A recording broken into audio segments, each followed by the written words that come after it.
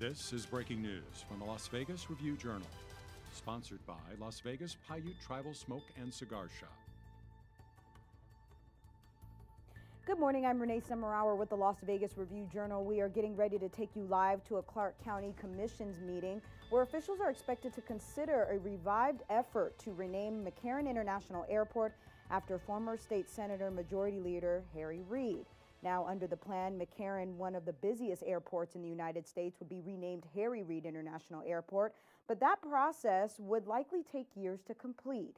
Now, right now, we'll take you live to the commission's meeting where they are on item 39. We've already heard public comment, and they are getting to item 40, which would be the consideration of renaming the airport.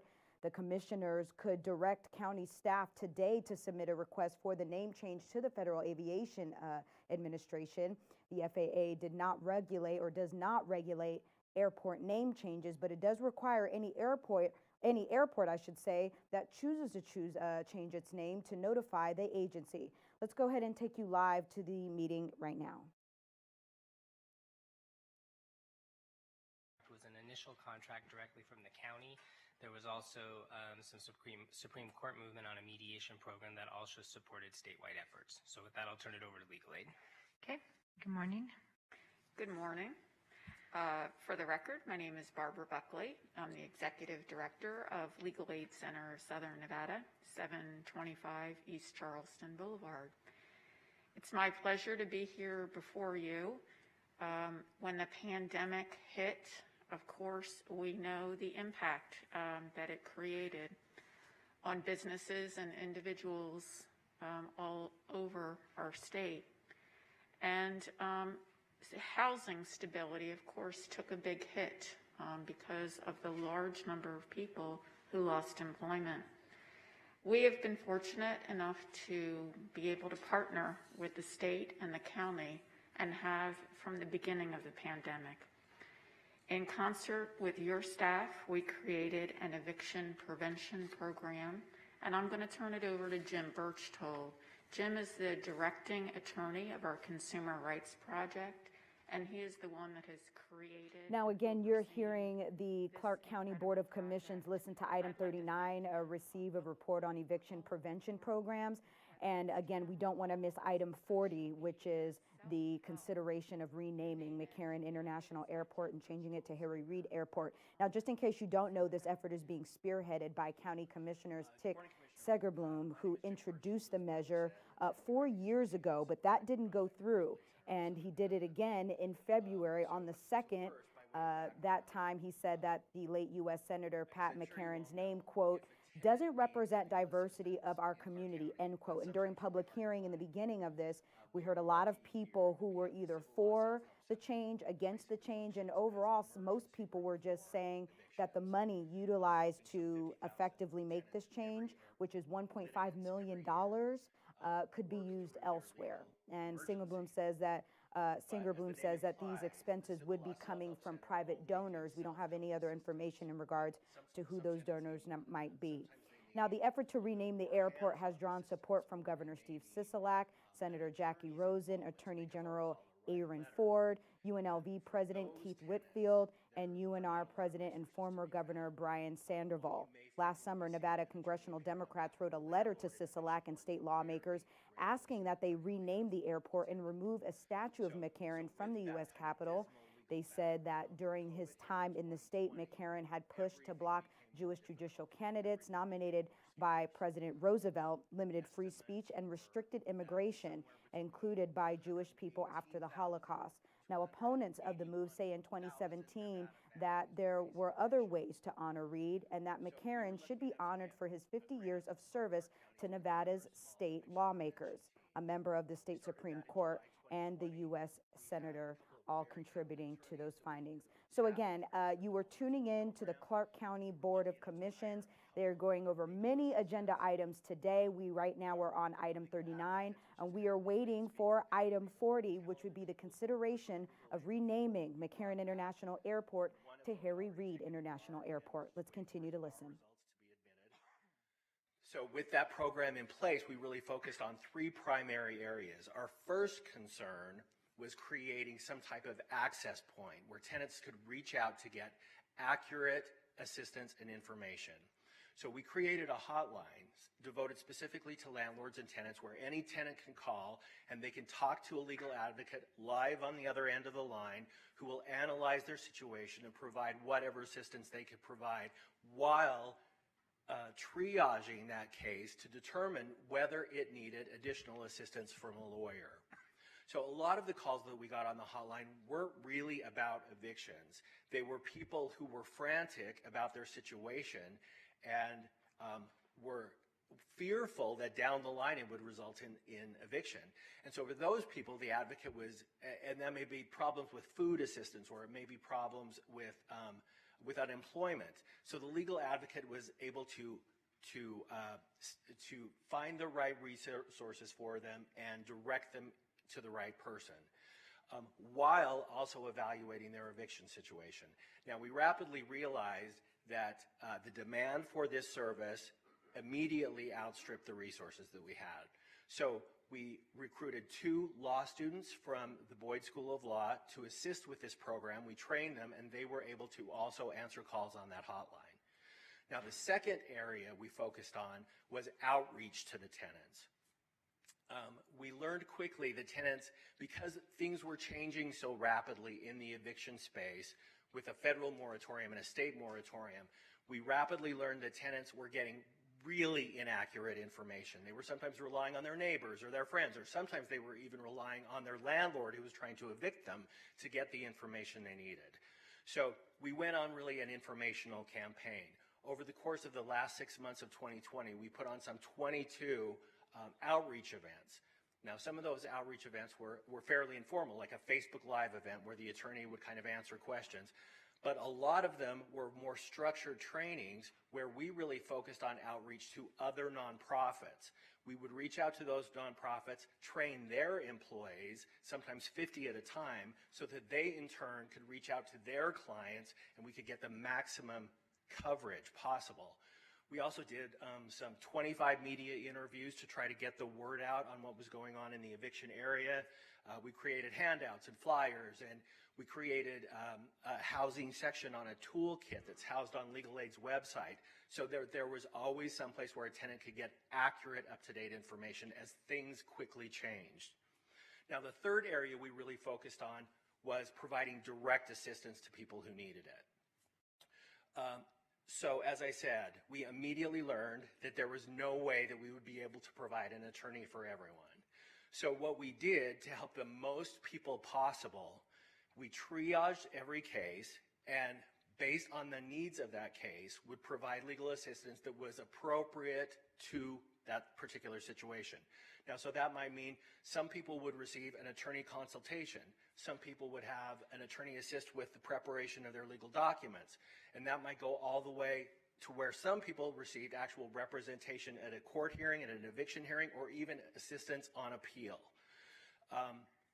Through that program, we assisted some 7,600 tenants through their eviction issue.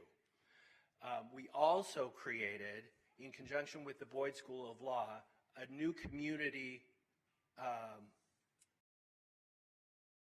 volunteer opportunity where law students were able to volunteer their time to help tenants who needed to fill out their court documents. There's a new program that the Self-Help Center developed where tenants can fill out their documents online like a TurboTax form, but a lot of tenants were having trouble doing that, so they just weren't doing anything. They weren't appearing in their eviction cases and they were being defaulted. So for those tenants who were not capable, did not have the technology or the technological wherewithal to complete those documents, we now have 15 law students who are ready and willing to volunteer to help those tenants through the eviction. Now, we are very thankful for the opportunity to do this work, and we appreciate the funding that has been provided. The federal and the state moratoriums are set to expire at the end of March. So what we have done so far, as I'm sure everyone knows, is really a drop in the eviction bucket, right? There are still some 150,000 evictions waiting to potentially be processed. So as I said, there's more work to be done, but we greatly appreciate the partnership that we've had with the county and the ability to do whatever we can to stem that tidal wave. And we're happy to answer any questions you might have. Okay. Does anybody else have any questions? Commissioner Sagerbloom.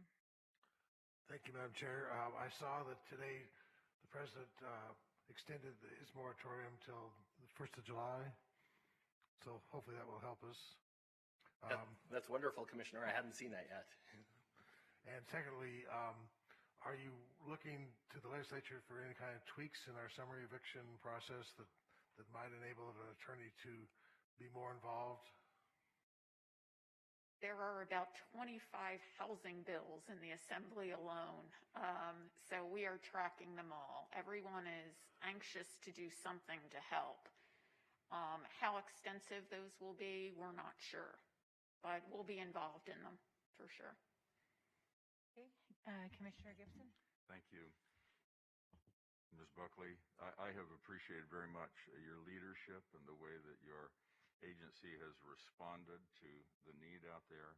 I've been taking notes on the things that you have reported upon because I think it's important for us to make sure that we give credit where it's due and that we make sure that there is notice out there in the community that help is available from whatever source we can provide that notice. So for those of you who are just joining us, we are watching the Clark County Board of Commissioners. They are on item 39 regarding eviction prevention programs. We are waiting for item 40, which our officials are expected to consider to revisit the effort to rename McCarran International Airport after former Senate Majority Leader Reid. Now, under the plan, McCarran, one of the busiest airports in the United States, would be renamed Reid International Airport, but that process may take a few years to complete. The commissioners could direct county staff today to submit a request for the name change to the FAA. Now, the FAA doesn't usually regulate name changes of airports, but it is and do require any airport that chooses to change their name to notify the agency. We wanted to come on here early so that we don't miss the beginning of item 40, so that way you all know what you are witnessing right now. But this effort is being spearheaded by County Commissioner Tick Segerblum, who introduced the measure about 4 years ago. It never made it to committee, and then again on February 2nd. Now, at that time, he said that the late U.S. Senator Pat McCarran's name, quote, doesn't represent the diversity of our community, end quote. Now, if you all are wondering, the cost of renaming the airport is an estimated $1.5 million, and Segerblum says that those expenses would be covered by private donors. Let's go ahead and continue to listen. None of us can ever forget how critical the needs of the tenant are.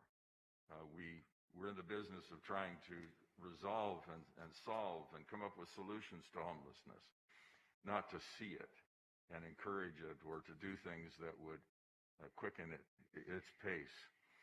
And at the same time, we understand the issues that are faced on the other side. I think you've done a great job of really helping find solutions. Your people who've been working in the trenches have done a good job in that respect. I mean, the statistics suggest to us that, of course, if someone doesn't respond to a posted notice, then they're evicted, right? I don't know how we know exactly what that number is, but landlords report something close to 90%. When it comes to those who end up evicted, who respond to the courts, appeal to the courts, or in some way avail themselves of what is available through the Legal Aid Center, I think the number of evicted tenants drops to 11%. And that's remarkable. And what it tells us is that there is a lot more that can be done, even the way that the statute is written today. So one of the fears I've had is that the unintended consequence comes back and bites us, and the bite is even a bigger one than the one that we're dealing with in the current environment. And I'm sure you'll watch all of that and analyze that as best you can, given the context of all of this. And it is large, and it affects us all. So thank you. Thank you, Commissioner Gibson. Commissioner Jones. Thank you, Madam Chair. I just want to echo the sentiments of my colleagues here. We've got the numbers up on our screen here, but every one of those numbers is a person, family. And I want to thank you and everyone at Legal Aid and those who have volunteered also. I've called Ms. Buckley on occasion on the the night before Thanksgiving or the night before Christmas, and she's always there and gets Mr. Berchtold and others from the team jumping to help these families. And so really appreciate you. Thank you. So, Ms. Buckley, I want to have a different conversation on this issue because this actually came before us because Commissioner Sagerblum was asking us to fund an attorney for every single person, and we can't do that. And you know that we could never do that, right? Because we'll never catch up. So I'm trying to understand, and I'm super frustrated that the courts closed the self-help group because I met with all of the justice courts in October before this became an issue and said we still have to have a way for folks to be able to know which direction to head. So then it was district court who closed them, and they don't work well. Maybe it's just with me, I don't know, but I don't know. We need to have a couple different tracks here. We need to figure out a long-term sustainability process because evictions aren't going away, right? They've never gone away, and we know that even the $120 million that came from the state, which, you know, I was begging last July to start then so that we could get people caught up, it's not going to be enough, and it's just not going to be enough. And we also know that landlords still have to pay their bills for most of them because sure, the first 6 months they were reasonable, but now they're just not reasonable because they're getting the calls themselves, and for many, I have a lot of seniors in my district that bought a rental home as an investment that now they're losing. And we've been down this mortgage crisis before, and as much as everybody talks about all the things that they're doing, they're not doing enough of the right things because even if it's that mortgage home, I've not seen anybody address that federally, and you and I worked on legislation to do that in our state, and we were able to keep a lot of people in their homes or get them to another situation. And so I just think that there's a lot of good work that's been done, but we got to sit down and figure out a plan because there's this much money to go around for this many people. And so I can't afford, and unless everybody wants to take it from other things we all care about, we can't give an attorney to every single person, but there are some other things that we can do to figure it out. So I don't know how we have that conversation. So I know no one else is saying it, but you know I'm pretty candid and direct. That's the real conversation we should be having today. Yeah. Thank you, Commissioner. Couple points quickly. On the self-help centers, both self-help centers, the Family Law Self-Help Center and the Civil Law Self-Help Center, serve over 100,000 people a year. It is a crazy number. Last year, the Civil Law Self-Help Center increased that number by 10,000 a year. So these two centers are vital, the emergency rooms, as Jim called them. They have not closed during the pandemic. They are open for virtual service. As a matter of fact, we saw more people during the pandemic than we did before the pandemic. Phone calls, emails. We started last year in October live chats on both of them. But the poor, they use the phones, right? So for a while when the family court clerk's office was closed, our staff took protective order applications by the phone, typed them up, and emailed them until we could come up with an integrated service to have them typed and emailed and integrated into court management. And the 8th Judicial District Court has been a leader in trying to get that TurboTax system up and running. And it's now working for victims of domestic violence, and it's now working for tenants for the first time in Clark County's history. So those centers never closed. When the moratorium lifted in October, they went back to live service, but it was dangerous because those tens of thousands of people were coming to the courthouse.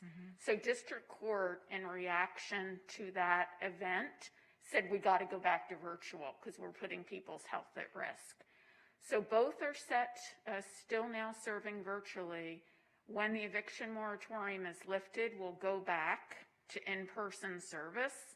but we're going to do our best, and county management and court management has helped us by putting up plexiglass. Because if you've been to that center, it's a warm center where everyone walks around. It's, you know, we have to take precautions now. So that center work will continue. With regard to the right to counsel for tenants, I'd love to see it happen, right? It's happening all over the country. Baltimore, New York, they found money. But I'm also kind of a pragmatist, always have been. You can't get from 0 to 80, you know, usually quickly, especially in Nevada, where our financial resources are just not as rich as they are in some other communities. One area where I see great hope is through mediation. The Supreme Court created an eviction mediation program after legislative approval. It is modeled on the foreclosure mediation program, something that some of us are very familiar with. This is Renee Summerhour. We're bringing you breaking news from Clark County Board of Commissions. They are on item 39 right now. Thank you for joining us and staying patient with us as we await for item 40. Right now they're covering eviction prevention programs, but we are waiting for the McCarran International Airport consideration. Clark County commissioners are considering an effort to rename McCarran International Airport after former state or Senate Majority Leader Harry Reid. Under this plan, McCarran, one of the busiest airports in the United States, would be renamed Harry Reid International Airport. But the process, as we know, could take some time, years to be exact. The commissioners could direct county staff today to submit the request for the name change to the FAA. Now, the FAA doesn't usually regulate airport name changes, but it does require any airport who chooses to change their name to notify the agency. Now, this effort to change the name is being spearheaded by County Commissioner Tick Segerblum, who introduced the measure about 4 years ago and now again on February 2nd. Now, at this time, he said that the late U.S. Senator Pat McCarran's name, quote, doesn't represent the diversity of our community, end quote. Now, a lot of people in the public comment during and before this item 39, along with many of our viewers, are asking what the cost is going to be to rename the airport. They are estimating that cost will be $1.5 million, and Segerblum says that those expenses would be covered by private donors. We still don't know who those donors are, but that's what he says, how this plan could potentially be paid for. Now, the effort to rename the airport has drawn support from Governor Sisolak, Senator Jackie Rosen, Attorney General Aaron Ford, UNLV President Keith Whitfield, and many others. Now we are, as we continue, Nevada Congressional Democrats wrote a letter to Sisolak saying that they are for this movement. Let's go ahead and listen so we can hear if they are going to move on to item 40. Madam Chair, we do have the Director of Aviation, Ms. Vasiliadis, who will provide a brief overview of the process for submitting the application to the FAA. Okay.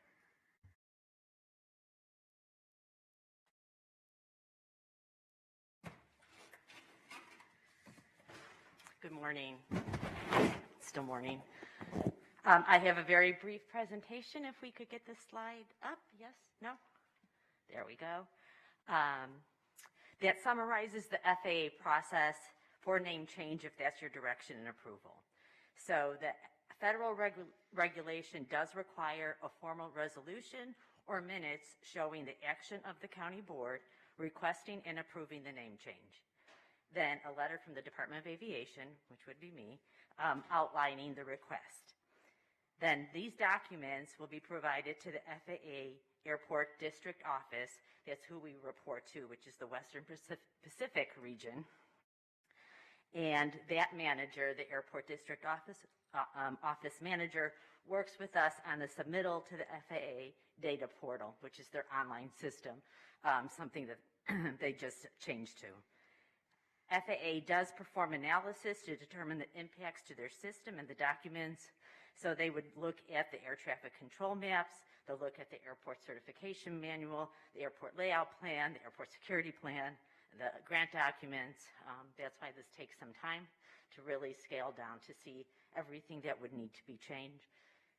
And then, of course, we have our county documents, the bond portfolio documents, our environmental documents, all the other agencies that we have to work with that would also need to be changed. Then after that, we would work with the airlines and the concessionaires and all of our tenants to coordinate that change.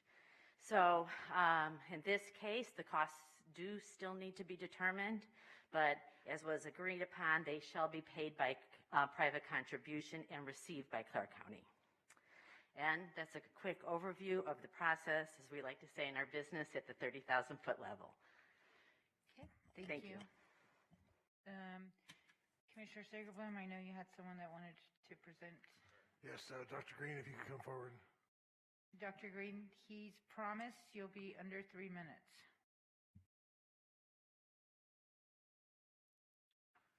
Professors only do 1 hour 15 at a shot. I know, that's why I'm telling you ahead of time. I have been asked to talk to you about why you should take Senator Pat McCarran's name off of our airport. Dr. Green, could you just state your name and your I'm background, sorry. please? Michael Green, Michaelgreen, Associate Professor of History, UNLV. I want to make clear that Pat McCarran did a lot for his state and for aviation, and some aspects of his life and career are admirable. No one should say otherwise. He was as entitled as any of us to his personal views. But he was an anti-Semite and racist, and he acted to put his anti-Semitism into law and government, and that is a significant difference. He specifically tried to keep Jewish people out of government positions when he could do so. An aide to Franklin Roosevelt noticed that in a decade he tried to block only 3 appointees, all Jewish. That was all they had in common. Later he sought to block one more, Nathan Margold, who was Jewish and a key figure in the NAACP. After World War II, about 400,000 displaced persons remained in Europe. A federal investigator reported, quote, "We appear to be treating the Jews as the Nazis treated them, except that we do not exterminate them," end quote. Harry Truman sought to increase the number of people the U.S. would accept. McCarran reduced the number eligible, excluding most survivors of Nazi concentration camps. When a new bill came up, McCarran went to Europe and claimed to have found corruption or dishonesty, which the National Catholic Welfare Conference, now the U.S. Conference of Catholic Bishops, described as lies. McCarran told an aide, quote, "They are displeased persons rather than displaced persons. 87% are of one blood, one race, one religion. You know what that is without my telling you." The bill, end quote. The bill passed after McCarran delayed it more than a year and amended it several times, then cut the agency's budget and the number of Jews permitted to enter the U.S. You know why he did it without my telling you. In 1952, he worked to pass an immigration bill that imposed quotas, especially on Eastern Europeans, who included large numbers of Jews. He dismissed his critics, such as Hank Greenspun, as the Israelite, as even an ally of McCarran said he was intolerant of a variance from his faith. Unquestionably, McCarran played a crucial role in the origins of our airport, but to compare what it was in 1948 with today's international airport is a bit of a reach. We name many things for people who have been important in our history and later find some of their words and deeds questionable or reprehensible. We are obligated to understand and evaluate them in light of the times in which they lived. The great news analyst Elmer Davis, a McCarran contemporary, once wrote of another senator that he spent the day wrestling with his conscience. He won. McCarran does not appear to have wrestled with his conscience on these issues, but if he did, he won, and that is shameful. It is time for us to let conscience win and have an airport in whose name we can take pride without shame. I believe that name is Harry Reid's for all that he has done for Nevada and the modern airport we have today, but I know it is not Pat McCarran's. Thank you. Thank you. You're good within 4 seconds. Good job. Thank you, Mr. Green. Now I'll breathe. No, you're good. Commissioner Sagerblum, does that complete your presentation? It does, Madam Chair. Okay. Looking for some direction to the staff. If I could, though, I apologize. It doesn't conclude my presentation. I want to make just a few points. First, lots of comments about the cost. The cost would be totally borne by contributions. There would be no cost to the taxpayer. Secondly, as far as the actual code, LAS, that will stay the same. So people that are on their tickets are going to say LAS, that'll be the worldwide designation. And finally, I just want to point out that there were comments about this being a partisan issue.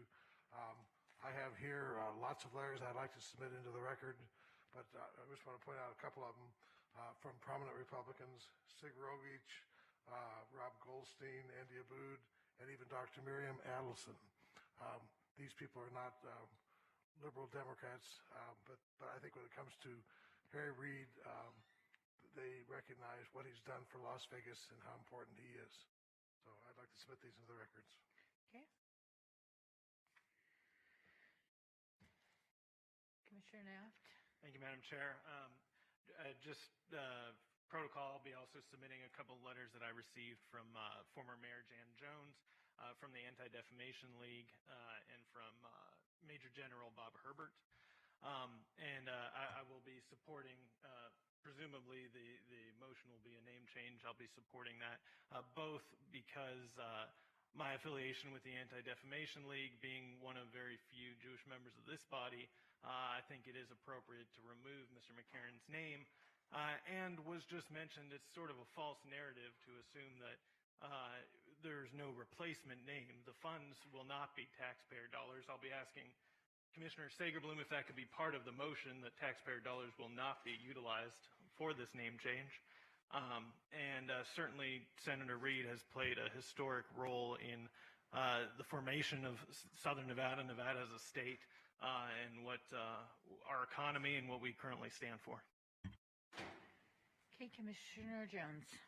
Thank you, Madam Chair. A few years ago, I got tagged as the Red Rock guy for my work protecting Red Rock from sprawl development, but it was Senator Reid who was the original Red Rock guy decades before I ever got involved. In 1990, more than 30 years ago, Senator Reid co-sponsored the bill that created the Red Rock National Conservation Area, permanently protecting our backyard treasure. And in 2002, Reid was instrumental in championing legislation that expanded the Red Rock NCA, acquiring critical land where the visitor center now sits, and protecting Red Rock from development west of Summerlin. Reid's passion for protecting the environment was born out of personal experience at a young age, traveling back and forth from Searchlight past the Joshua trees. He saw firsthand that the desert landscape was both beautiful and fragile. In 1986, when he ran for the U.S. Senate for the first time on a platform to protect our water, restore tribal lands and water to indigenous communities in Pyramid Lake, and declared that his #1 priority was standing up for the environment. Over his decades in Congress, it is indisputable that Reid did more for the environment and public lands in Nevada than anyone in history. As we all know, Senator Reid fought to ensure Nevada did not become the country's nuclear waste dump, ostensibly to protect the backbone of our tourism industry, but also to protect the unique geography and public lands many of us look for respite. In addition to protecting Red Rock, Reid successfully championed designation of Nevada's first and only national park, Great Basin National Park. And having visited last year with my then 8-year-old son, I can tell you it is quite amazing if you haven't been there. Senator Reid was instrumental in protection of Sloan Canyon and Tule Springs fossil beds as national conservation areas, and Gold Butte and Basin and Range as national monuments, not to mention millions of acres of wilderness in Nevada. But one of Senator Reid's signature achievements, one only he could have cajoled from his colleagues, is truly the envy of other Western states. The Southern Nevada Public Lands Management Act has returned more than $4 billion from the sale of BLM lands, many of them in Commissioner Naft and I's district, to our community, money that would otherwise have gone to the Treasury. SNPLMA has helped Clark County and other local jurisdictions build many neighborhood parks, trails, and recreation facilities, creating good jobs and a livable community. But even in SNPLMA, Reid secured provisions that have provided more than $27 million to the current airport, an additional $25 million for a future airport, not to mention $187 million for a struggling education system. Reid was also a champion of making Nevada a clean energy leader, bringing world leaders, scientists, and thinkers to Nevada for annual clean energy summits for years. And that was long before clean energy was cool. He used his bully pulpit to thwart dirty coal-fired power plants in Nevada and shutter the Reid Gardner plant that endangered the health of members of the Moapa Band of Paiutes. He understood environmental justice, and he took action. We just adopted the all-in Clark County Climate Action Plan, the first comprehensive approach to climate change ever for Clark County, an important milestone for us. Senator Reid, though, worked on advancing legislation to combat climate change and reduce greenhouse gas emissions for decades in the U.S. Senate, partnering with climate leaders like Al Gore. Senator Reid is one of the people who inspired me to fight to protect our environment, transition to a clean energy economy, and fight climate change. I'm not alone. I've received many letters and statements from community leaders who have also taken up the call to advance clean energy, protect federal lands, and take action to fight climate change.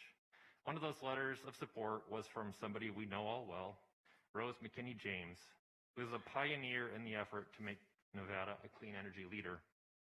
Another letter of support that we received was from former BLM Director Neil Cornsey, a native Nevadan who worked under the tutelage of Senator Reid and described the efforts that Senator Reid took to secure protection for 4 million acres of wildlife habitat. My Congresswoman, Susie Lee, has picked up the baton from Senator Reid, championing several measures to protect our right to clean air and clean water and further expand Red Rock National Conservation Area. She has expressed her support for our vote to rename the airport today. Together, we have come a long way in our work to ensure we protect our state, but let us never forget that it did not start with us. It started with Harry Reid. I will be proud to cast my vote today to support the airport being renamed as a tribute to the work he has done for Nevada, regardless of party, and a reminder that we must continue to fight the good fight for our community every day. Thank you, Commissioner Jones. Anyone else? Commissioner Miller. Thank you. I'll also enthusiastically support this motion to rename the airport. Over the last couple of weeks, I think since Commissioner Segerbloom first raised the issue, I've heard from a good number of people in our community, as I'm sure we all have, who are very passionate about this issue. I mean, it seems to be almost a litmus test for a lot of people. They think they understand the issue well enough that they should voice an opinion.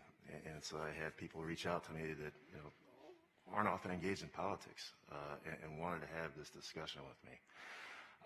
Obviously, there's a lot of support.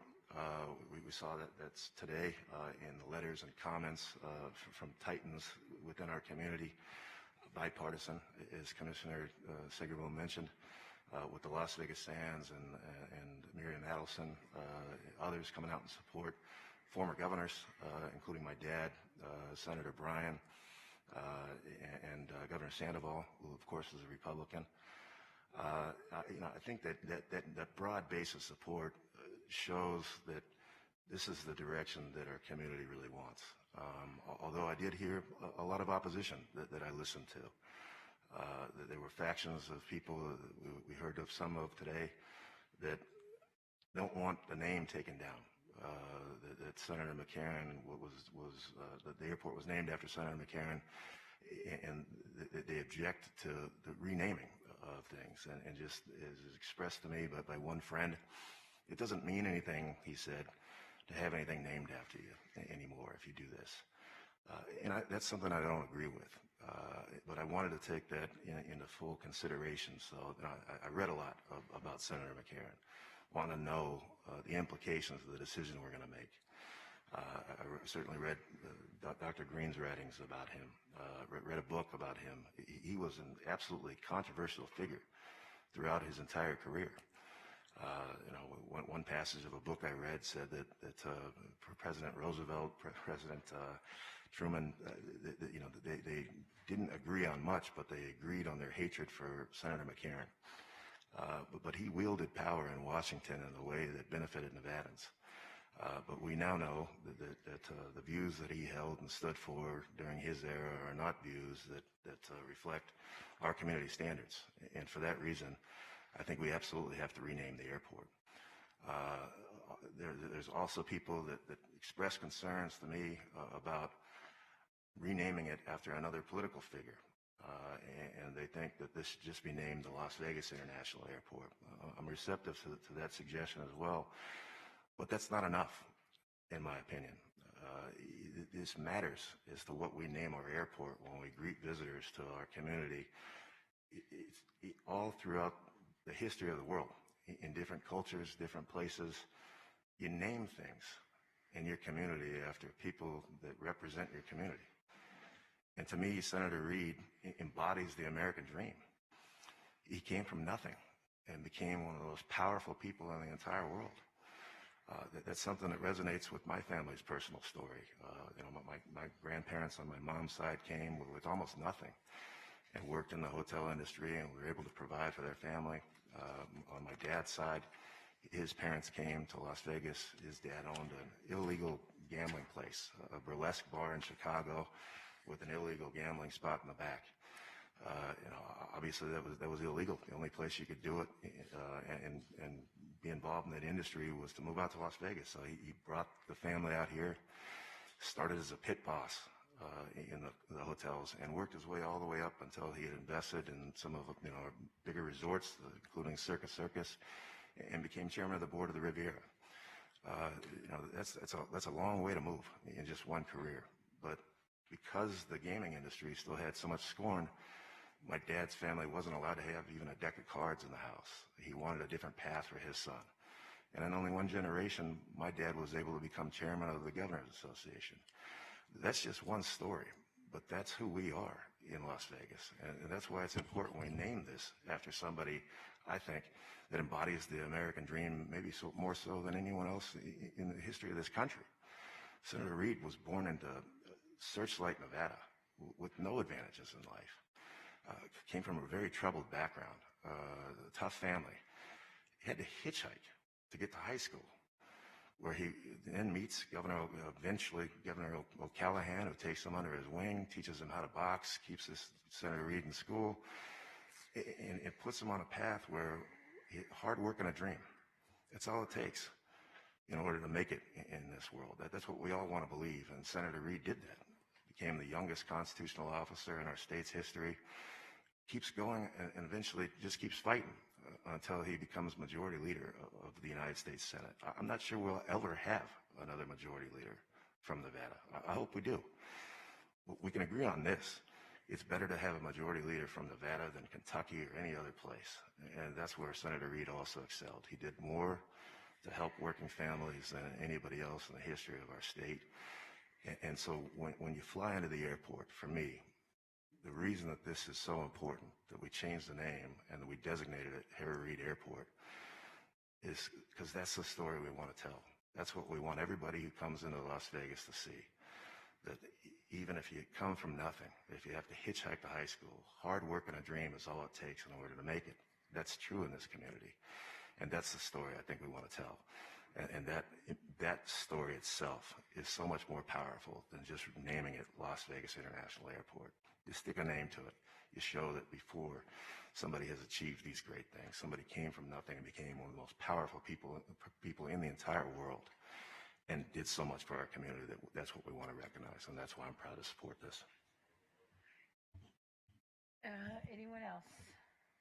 Commissioner Gibson. Thank you, Madam Chair. To Ed Euling, Senator Reid attended Basic High School in Henderson. You have to be here early in the meeting to understand the context of this, but he met a really influential teacher by the name of Michael Callahan at Basic High School in Henderson. And the things that he reflects, as much as anything, really do come from the early tutelage of people who mattered a lot. My family goes back a long way with the Reids. My grandfather knew Harry Reid's father and employed him from time to time when things were slow in Searchlight. And that relationship passed along to the next generation. My father worked with Senator Reid at many different levels, but particularly when they were both in the legislature together. I have had the occasion to work with Senator Reid on countless issues. During the years that I served as mayor of the city of Henderson, 12 years, there wasn't a year, not a single year passed that we didn't have a major issue where there were federal issues that had to be addressed. And I spent more time than I cared to in Washington, D.C., working on those issues, largely under the sponsorship of Senator Reid, whose objective it was to solve those problems in a way that made sense for Henderson. No one can dispute the good he's done for the state of Nevada and the good that he has done for the city of Henderson, that at a time when we were breaking into a growth pattern that would end up having us named and recognized as the fastest growing city in the entire country. All of that experience has been helpful to me to get to know his capability, his leadership, and the direction that he would have things move in. I want to thank and recognize the people in my district who have reached out to me. I think the number this morning was something like 650 emails had been received from people in my district. And I have to estimate another couple of hundred texts and phone calls to me from people who have my number in my district. And, you know, it's interesting, we are constantly asking people in the community to join in the debate, to become a part of the discussion. Volunteer when you can. It doesn't need to be a long standing commitment. It doesn't have to be for lots of hours. It just needs to be in a way that expresses a view and expresses interest and provides whatever assistance one can give. I've appreciated all of this outreach.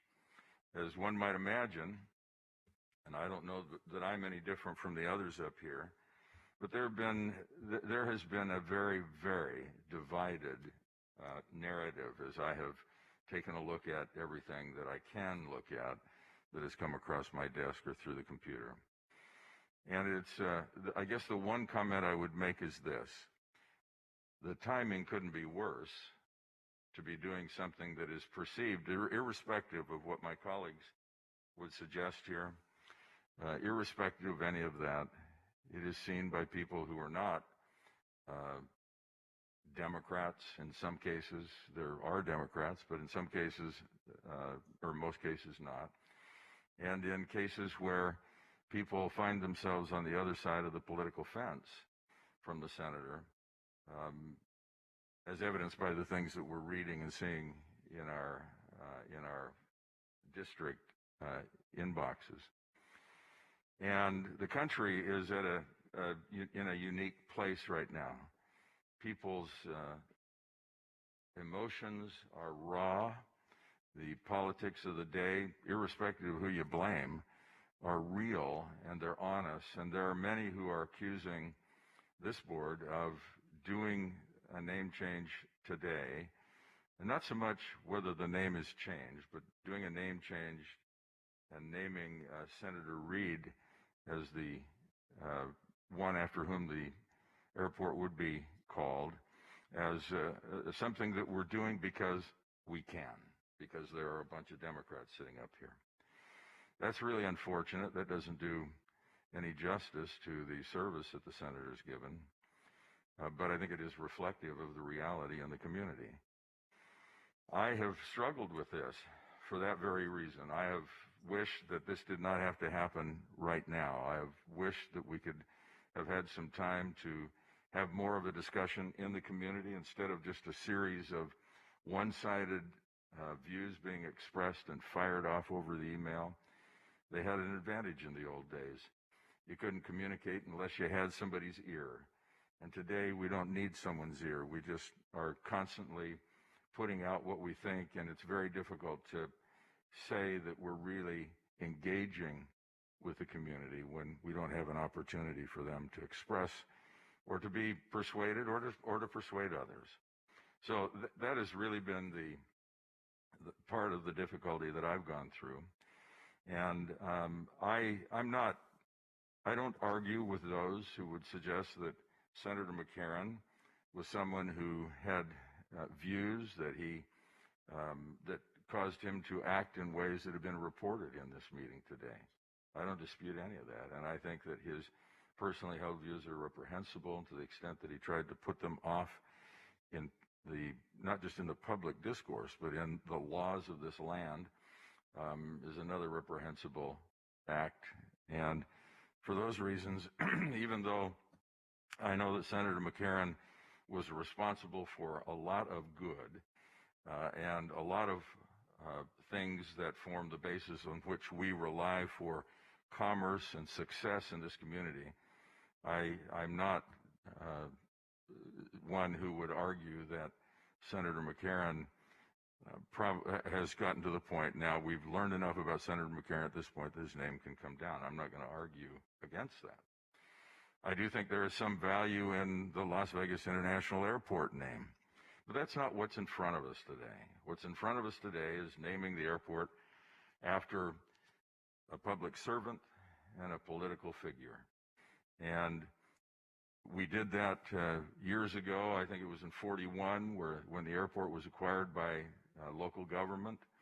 I think Senator McCarran was responsible for bringing federal dollars to help in the purchase and to fund it. I would say this, whatever we do today, and I think it's pretty clear from the voices we've heard that this action will go forward, it needs to be at no cost to the public. And I think we should do everything we can do to mitigate the cost to the private sector.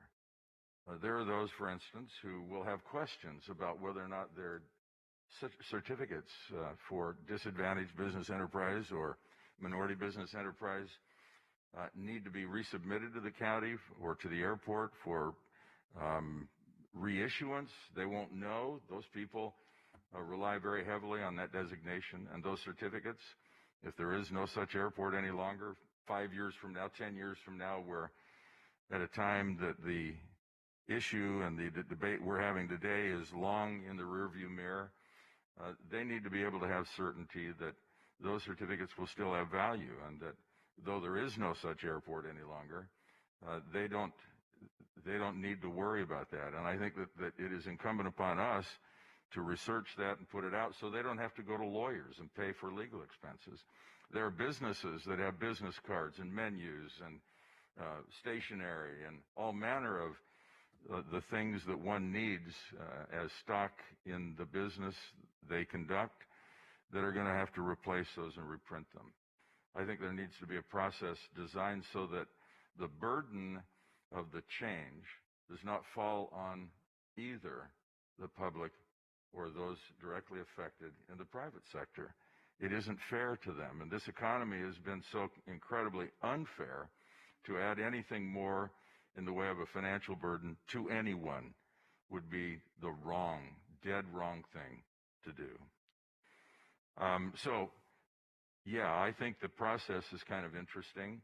If you think about what's going to happen now, on a positive vote or an affirmative vote, this matter is going to be referred to the FAA.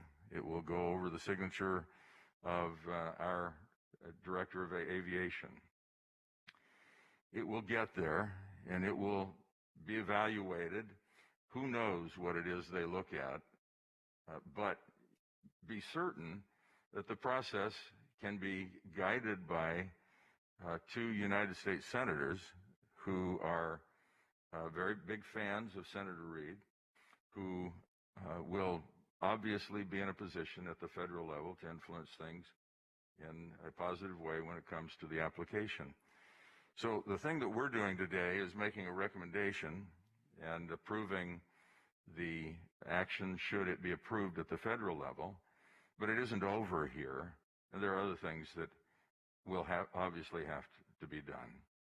So I suppose what it comes down to is, while I have countless friends, even family, who are very much opposed to taking this action, and I have, believe me, I have heard from every one of them, this action will end up in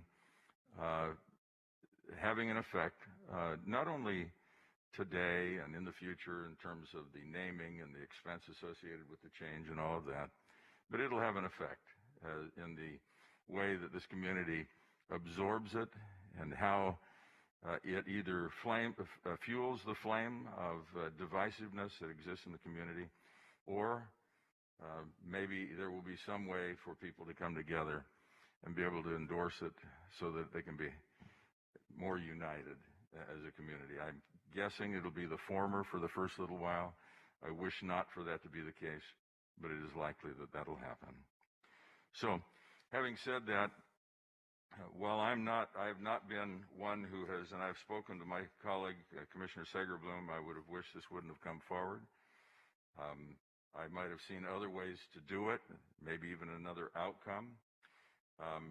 It would not be to disparage the senator or his family. I know not all, but almost all of his children. I know his son-in-law. I have great respect for them, and I have a long-standing relationship with them. This is not, my comments should not be taken as directed at them or their father's reputation or his standing in our community, nor the tremendous effects for the positive, for the good that he has had on our state. Rather, it is more a question of, is this really what we need to continue to do forever, is name things after people, particularly since times change, people change, and as a result, names change. So my hope is that this will all work through for us. It'll be a good thing on balance, and I guess, Madam Chair, I'll yield to you. Okay, thank you. Commissioner McCarty. Thank you, Madam Chair, and thank you all who stayed around to see this historic moment happen. But I rise today in enthusiastic support of the renaming of the McCarran Airport. We have to ask ourselves, who do we want to be? What do we want to be seen as? And when my kid walks through the airport and they ask who is McCarran, I want to be able to tell them the truth and also tell them the part that I played in making sure that that old history did not remain current today. So this is about righting some of the wrongs of the past. And while Mr. McCarran former Senator McCarran may have made significant contributions to the aviation community, and specifically here right in Las Vegas, we have to ask ourselves, is this time to change? And yes, for some it may be politically sticky, some it may hurt a little bit, but this is the right time. Over this past year, under the previous administration, we've witnessed countless attacks on immigrant families, communities of color, black communities, and I couldn't be more proud to support renaming McCarran Airport after someone who has done just the opposite, which is fight for immigrant communities, black communities, working families, labor, hard-working folks right here in the state of Nevada and here Clark County. This is about making a change for the better. And in Black History Month, I would like to ask, which would Dr. King posed, and he said, the time is always right to do what is right. It may not be comfortable, but it is right. It is right to support someone who has supported the community, who has uplifted working families, someone who has saved the industry that we seek to bring back today, the hospitality industry. I actually worked on the City Center project. I managed the Cosmopolitan Inn as well as the Veer Towers when we were going through that economic downturn. And you're talking about devastation when we talk about the bottom fallout, see families hurting, not knowing how they're going to feed their children.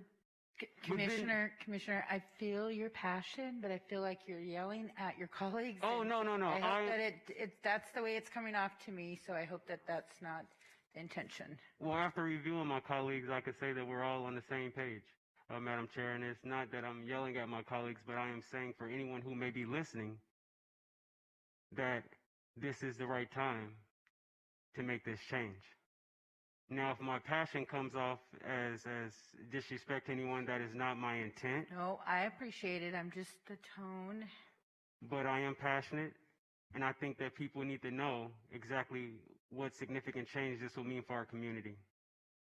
And as we continue to have this discussion, and this discussion will not end today with this vote, I would encourage people to do the research, to understand who Senator Reid was, what he stood for. And as a former labor member, and as someone who has been on the right side of advocating for working families, I am proud to cast my vote for former Senate Majority Leader Harry Reid. I can't think of anyone who is more deserving of this recognition. And if this last year has taught us anything, it is to give those who we care about, who have done a lot to uplift the lives of others, their flowers while they are living. And this is a fitting recognition for former Senate Majority Leader Harry Reid. Thank you. Thank you. Commissioner Sager-Bloom, did you want to make a motion? And I would entertain a motion that included things such as private contributions, would pay for all associated expenses with the name change, which I think includes making sure that all of that gets taken care of, and that the resolution include the minutes of today. Can I adopt that motion? Yes, Sure. I'd like to make that motion, Madam Chair, that we direct the Director of Aviation, Ms. Vasiliadis, to send a letter to the FAA indicating that the Clark County Commission would like to change the name of the airport from McCarran International Airport to Harry Reid International Airport, that all costs associated with that change would be borne by private contributions, and Commissioner Gibson made a good point.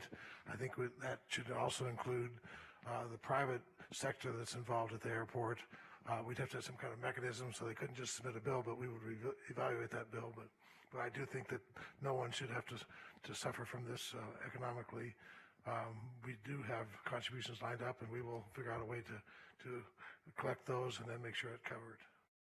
Okay.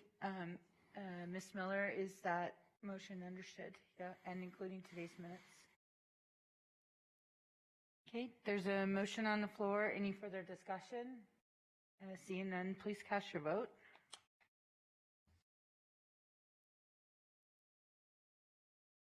And that motion passes. Ms. King, I would like to go to item 43 and then take a break. Yes. Commissioners, the next item 43 is to discuss. So you just heard the county commissioners vote to approve a letter of recommendation or consideration that will be sent to the FAA to consider the name change from McCarran International Airport to Harry Reid International Airport. As always, we will continue to monitor this developing story on lvrj.com, and we will have an update for you this evening at 7 p.m. I'm Renee Summerauer. Thank you for joining us.